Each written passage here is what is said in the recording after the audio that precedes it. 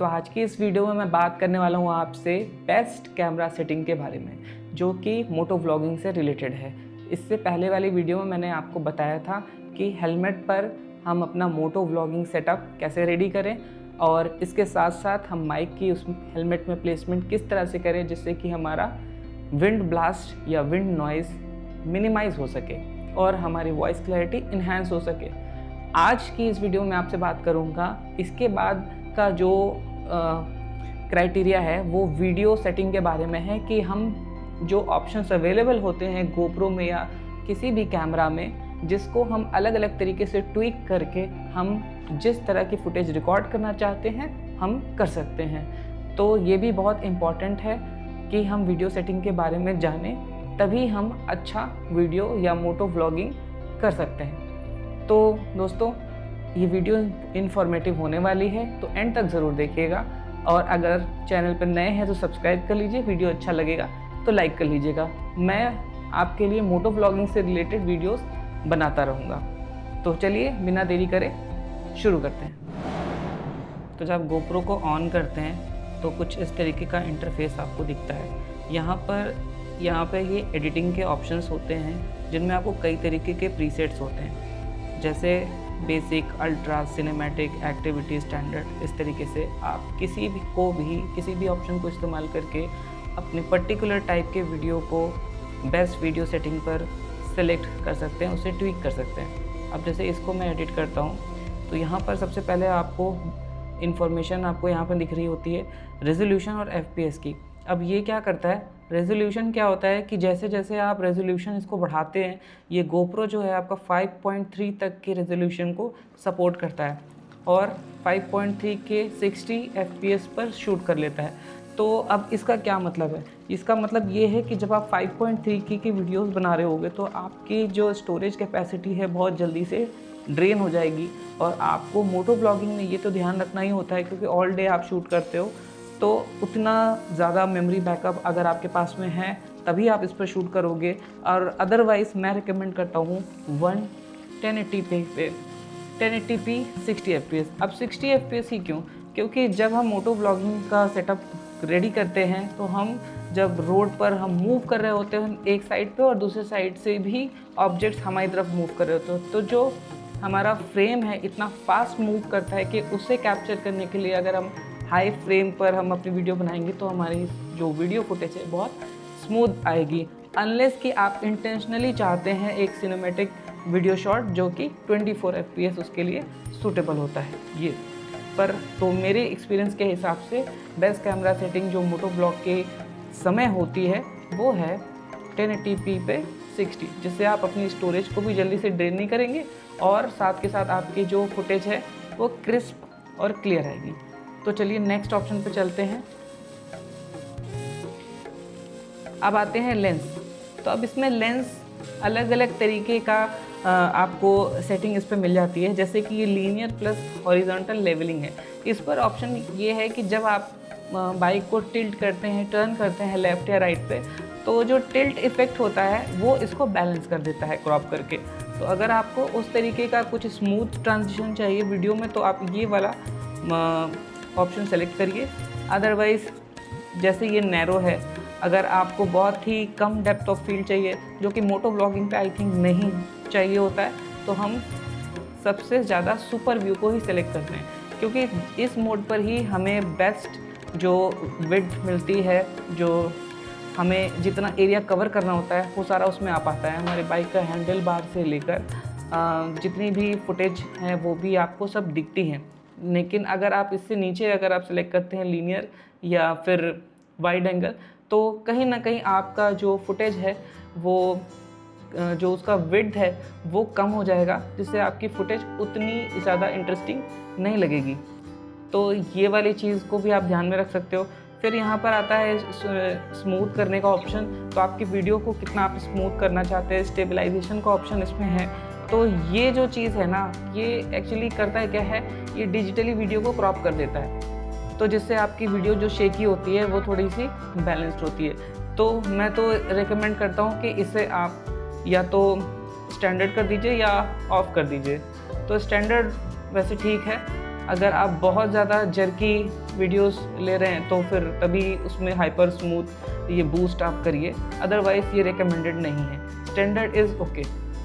फिर उसके बाद में शेड्यूल कैप्चर। तो अब आप शेड्यूल कैप्चर सीधा मतलब इसका यही है कि जब आप ये बटन प्रेस करते हो रिकॉर्डिंग का तो कितनी समय के बाद में रिकॉर्डिंग स्टार्ट करें। तो ऑब्वियसली इसकी ज़रूरत मुझे नहीं लगती कि मोटो ब्लॉगिंग करते समय इसकी ज़रूरत हो। इसके बाद में टाइम ड्यूरेशन, अगेन हम इसको नो लिमिट पर ही सेट करना ज़्यादा सही है। यहाँ पर एक जो ऑप्शन ये हैंड साइड का है, ये बहुत इंटरेस्टिंग फीचर है गोप्रो में। ये करता क्या है कि जब भी आप इसको ऑन कर देंगे तो गोप्रो हमेशा आपकी रिकॉर्डिंग को ऑन रखेगा, बैटरी बहुत जल्दी ड्रेन हो जाएगी। लेकिन इसका फ़ायदा सिर्फ तब मिलता है जब हम ऐसी जगह पे मोटो ब्लॉग कर रहे हैं जहाँ पर हर थोड़े समय पर कुछ इंटरेस्टिंग चीज़ें आनी एक्सपेक्टेड है, तो वो कहीं आपके फुटेज से मिस ना हो जाए। तो अगर आप इसको ऑन करके रखेंगे तो जैसे ये 30 सेकेंड आपने किया या 15 सेकेंड है, तो इसका मतलब ये है कि जैसे ही आप बटन शटर का प्रेस करेंगे वीडियो रिकॉर्डिंग का, उससे पहले की 15 सेकेंड की वीडियो हमेशा फुटेज में आ जाएगी, तो जिससे वो शॉट आपका मिस नहीं होगा। लेकिन इसका डिसएडवांटेज ये है कि अगर इसको आप गलती से भी ऑन कर रखा है तो बैटरी आपकी ड्रेन हो रही होगी। कैमरा हर समय ऑन कंडीशन में ही होता है, तो इसे आप जब भी यूज़ करना है इस फीचर को तभी आप इसको उस समय के लिए ही। हमने बात कर ली शटर स्पीड की। अब ईवी कॉम्पोजिशन को हमेशा आप 0.5 तक रखिए, जिससे कि आपकी फुटेज थोड़ी सी क्लैरिटी बढ़ जाए। बाकी चीज़ें ठीक हैं, लेकिन मैं अपने एक्सपीरियंस से बता रहा हूँ कि 0.5 पे इसका बेस्ट रिजल्ट मिलता है। आगे चलते हैं। नेक्स्ट ऑप्शन है हमारे पास में वाइट बैलेंस। अब ये भी शटर स्पीड जैसा ही इम्पॉर्टेंट ऑप्शन है, क्योंकि दिन के हर समय लाइटिंग के जो टेम्परेचर वो चेंज होते हैं। कि लाइट का भी अपना एक टेम्परेचर होता है, कूल, वार्म और बीच का भी। तो वो चीज़ आपको बार बार सेट ना करना पड़े। इससे होता क्या है कि जब आप जैसे इस समय का जो हमारा टेम्परेचर है वो वार्म है, जैसे ही हम इसको नीचे 23K पे लेके जाएंगे तो देखिए ये किस तरीके का आपको दिख रहा है वीडियो।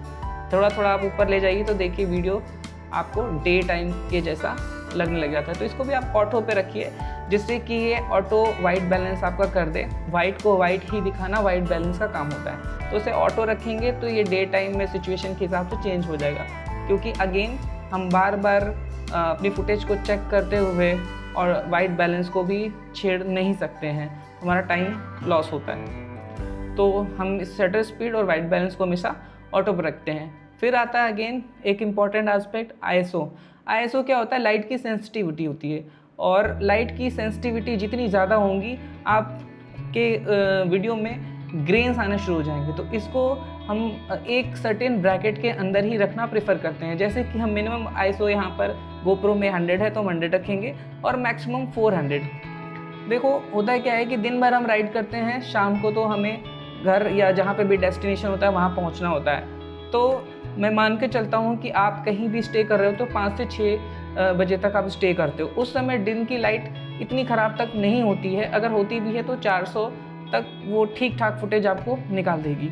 लेकिन अगर इससे अगर ऊपर आप जाते हैं तो वीडियो वो आपकी इंटरेस्टिंग तो बिल्कुल भी नहीं लगेगी, और आपको रात की कोई ऐसी फुटेज दिखानी भी आई डोंट थिंक कि ज़रूरत होती है कि रात में आप वो जो चीज़ें हैं वहाँ दिखाओ, क्योंकि ऑब्वियसली या तो फिर आप अलग से लाइट का सेटअप आप साथ में लेके जाओगे, वो चीज़ें रिकमेंडेड होती नहीं है। क्योंकि जब हम गोप्रो या ये सब चीज़ें कैरी करते हैं तो हम सिर्फ मोटो ब्लॉगिंग के हिसाब से ही चलते हैं। तो इस हिसाब से हमारा जो सेटिंग होना चाहिए वो 400 तक सफिशिएंट है। शार्पनेस अगेन हम मीडियम पे ही रखते हैं, क्योंकि ज़्यादा शार्पनेस बढ़ाने से वो थोड़ा आर्टिफिशियल इफेक्ट क्रिएट करने लगता है।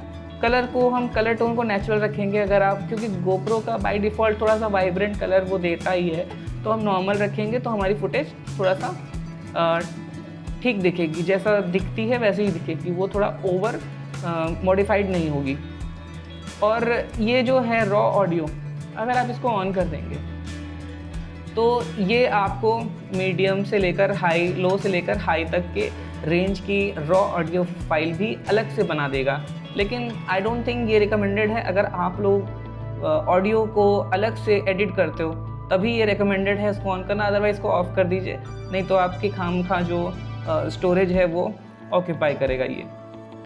उसके बाद विंड है, ये एक इसका अपना फीचर है जो विंड नॉइज़ को थोड़ा सा कम करता है आर्टिफिशियल तरीके से।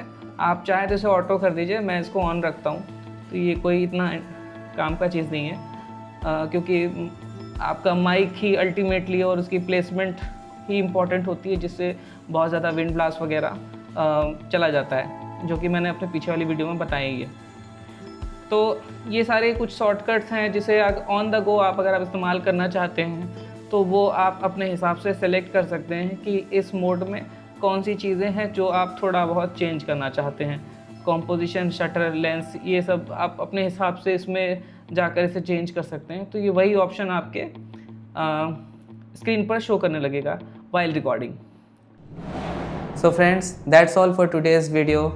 आशा करता हूँ मेरे सारे जो एक्सपीरियंस मैंने आपको शेयर किए वो अच्छे से आपको समझ में आए होंगे। मेरी पिछले व्योमोटो व्लॉग से रिलेटेड वीडियोस थी जिसमें हेलमेट माउंट के बारे में, माइक सेटअप के बारे में मैंने बताया, उसे भी आप ज़रूर जाके देख लीजिए। और इस वीडियो की इन्फॉर्मेशन आप लोगों को अच्छी लगी है तो लाइक, शेयर और सब्सक्राइब। मिलते हैं मोटो व्लॉग से रिलेटेड एक दूसरी वीडियो में, तब तक के लिए नमस्कार, जय हिंद।